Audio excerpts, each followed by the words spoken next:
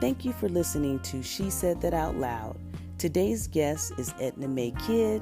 She's my mom, and I wanted to have a conversation with her about morals, because morals are formed out of a person's values that guides a person's choices in life. And in light of everything that's going on, we have a new normal. We're experiencing a totally different reality. So I wanted to get her perspective. Listen in.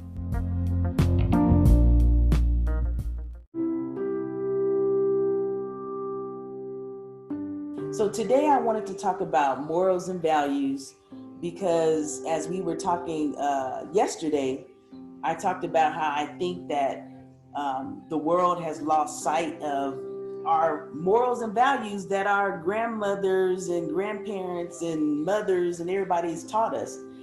We seem to have got off track somewhere along the line. So I wanted to hear from you, and this is my mom, by the way, everybody. This is Mrs. Edna Kidd. Edna Mae Kidd. Edna Mae Kidd. I wanted to talk to my mom to see what her views were about the direction we're going in as far as our morals and values and what needs to be changed and what needs to be implemented. Tell them about yourself, Mom. Hi. Yes, I am Amina Rochelle LeGrant's mother. And yes, I'm here only to share my experiences and my values as I've been taught by my parents, and that I've used to raise my children, my 5 children, along with marrying my husband 14 years ago and acquired 6 more. And I have numerous grandchildren and great-grandchildren and great-great-grandchildren. But my values and morals. So do you think there's some values that we need to go back to and start implementing? Because remember a long time ago, it was like the neighborhood or the community raised families together. So if you've seen someone down the street doing something they shouldn't have been doing, the neighbor will correct the child. They don't do that anymore. Is that something that you think we should probably get back to, or is there any other values that we need to reinstitute? I don't know if we'll ever get back to that point. Yes, and I did grow up in a neighborhood where we either thought we were related. If we weren't related, I'm talking about blood relatives, or we thought we were related and we weren't blood relatives, but yes, everybody corrected everybody. And if someone was auntie and uncle, and even though they weren't your blood auntie and uncle, but I think it started with your home values. It started from the home, how you were raised, and I happened to come from the generation that a child was to be seen and not heard. And growing up, I made a conscious decision that I would not raise my children quite like that. When I say that, I mean, you were never apologized to if you did something, or if your parents accidentally hit you by mistake, you would never get an apology to say, "Oh, I'm sorry I hit you." That would never happen. I had no doubt that my parents loved me. First of all, I grew up in a Christian home. My dad was Baptist and my mom was United Methodist.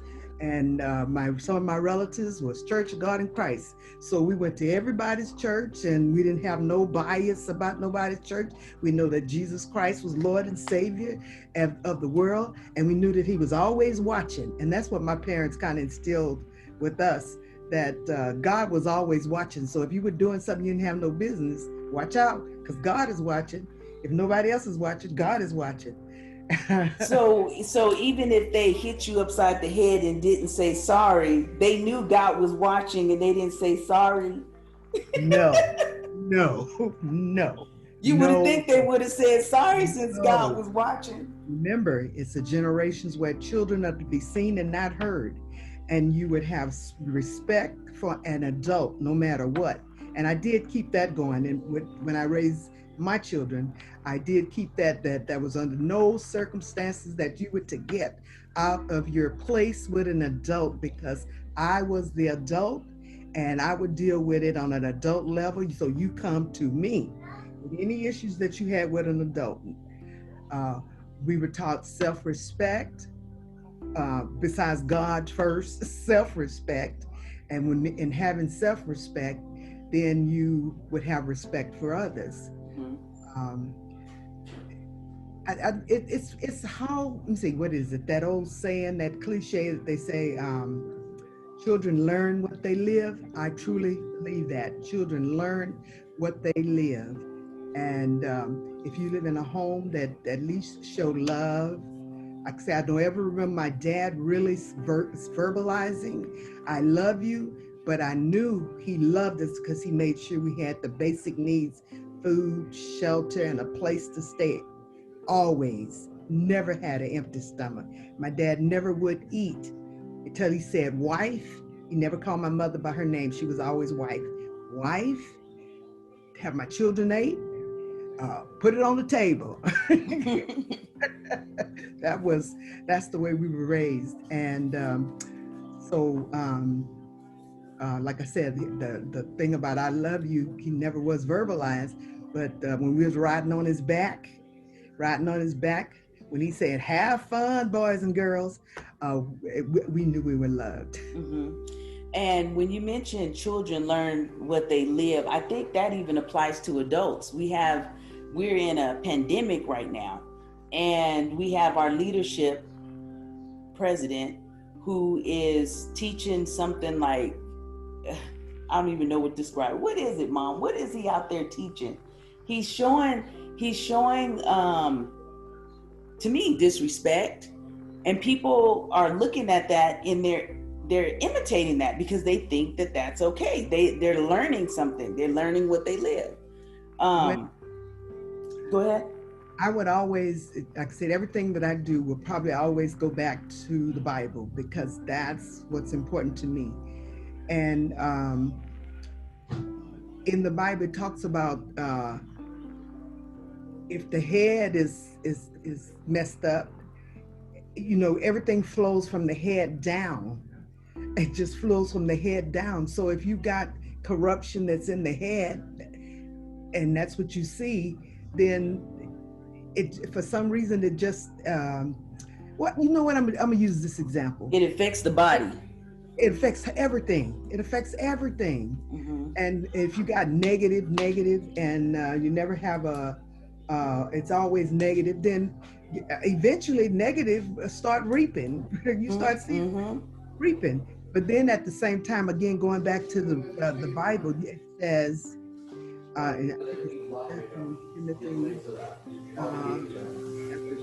anyway, we're living in perilous times that make more than lovers of God. And then it lists all the different negative things that would happen. So for me, the Bible is being fulfilled, and that God is not asleep. And He looks down and He sees everything going on, and He's allowing man to see himself. What you gonna do? What are you doing? What is your part that you're doing to remedy the situation? Remember that story about Lot, when he said, well, if I can find 50, will you save the city? If I can find, he got all the way down to 10, you would save the city? Well, I think we're at that point right now, today. But I believe that the prayers of the righteous availeth much. We're still here because there's still some righteous that are praying for the world. Okay. And are there any values that you think needs to be brought back, or some morals that we need to make sure that we stick to in order to survive this perilous time? I guess what's instilled in me, it's important for, I've always given you out choices, and it's always choices that that it didn't make any difference to me. You can wear the red shirt or the blue shirt. I don't care. You can wear the shoes or the tennis shoes. This don't make me no difference. But what I'm saying is, it's always choices that it was okay with me. You know what I mean? I'm not Yes. gonna. You're not, I didn't give you choices that of some choosing something that I wasn't in agreement with. So to Mm-hmm. speak. Um, Everything starts in the home. I mean, and no matter how it goes back to how you choose to raise your kids or your children. Sometimes I think I heard one writer, read one writer said, we shouldn't call our kids kids because they're not goats. Yeah, I So heard that too. we should call them children. And every time I say kid, it comes to my mind. We need to talk about children. And even my grandchildren know, I would like to see children enjoy being children, enjoy doing what children do. Um, uh, that when we grew up, where you didn't get in grown people conversation, that wasn't allowed. We knew we knew when the adults came in the room, we knew to excuse ourselves. And to initiate a conversation with the adults, oh my God, that wasn't heard of. Well, I didn't raise y'all quite like that, but there were limits. There were limits that there's some things you could jump into, and some things you knew not to touch. Mm-hmm. Are we going back to that? I don't think some of the things that we grew up with, I don't think it's coming back, because we got a whole new generation of people that do things differently. Mm-hmm. Well, Um, I'm definitely for revamping anything. I think some things we probably need to stick to, as far as respect and things like that. But it sounds like no matter what's going on in the White House, no matter what's going on around the world, we need to make sure that we're doing our part to raise our children in the right way. That's what it yes, sounds like because you're saying. I'm saying that no matter what's going on in the world, In the the world.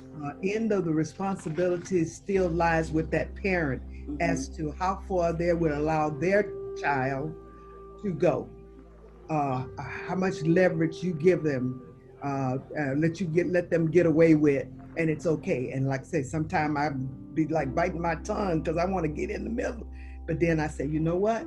That's not my role right now. I just okay, allow them to take care of that, because I would have handled that a lot differently. Um, uh, but anything that you hear of repetitions of over and over, that's why it's, to me, I remember what's your Sky. I remember when Sky was learning to talk, and you were allowing her to watch Teletubbies. You remember that? Yeah. And I told you, turn that TV off because that child is talking like them Teletubbies. I remember that so well. And to me, that's what when she talks, she sounded like she was talking like them Teletubbies.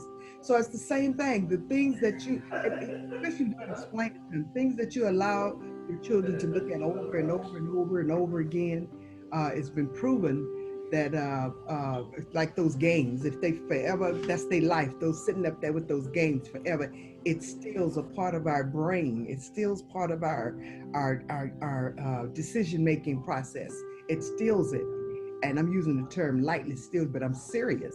That's why physical therapists, occupational therapists, when they dealing with children, and by the way, that's my specialty, children's, dealing with children's, our special needs children's, they still using blocks. They still using pots and pans, wooden spoons. And I say, why are you still doing that when we got all this technology? For that very reason. It's the same way where the child has to crawl before they walk. It's a process, and it's something that goes on in the head that's strengthening. It's that same as that butterfly that's coming out of that cocoon, and you go and try to help it, and you cripple it because you helping it. There's something to having to go through all of that pushing and shoving and come out there a beautiful butterfly. But when you try to help it, cutting it out, it cripples it.